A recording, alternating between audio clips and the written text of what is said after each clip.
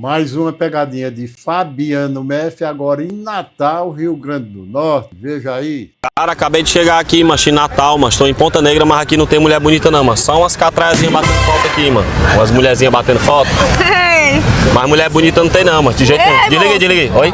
Tu tá ficando doido, é? Por quê? Primeiro, tu é pelo menos bonito pra tá falando dos outros. Não, porque eu tô atrás de mulher bonita aqui, mas até agora eu não vi nada. Pois Só aqui, vi- ó. Você já achou, viu? Você? É, meu amor. Tu se acha bonita, é? Aí tu é muito bonito pra tá falando dos outros, Eu não né? sou bonito não? Além de feio, tem cara de liso. Tu tem pelo menos dinheiro? Eu tenho dinheiro e tenho uma Hilux também. Ah, pois agora você ficou 30% mais bonitinho. Eu não acredito não, Charlene. Ah, gostou agora? Foi depois que eu tenho dinheiro? Pelo menos o carro pra destoar, né? E tu se acha bonita? Lógico, olha aqui. É mesmo.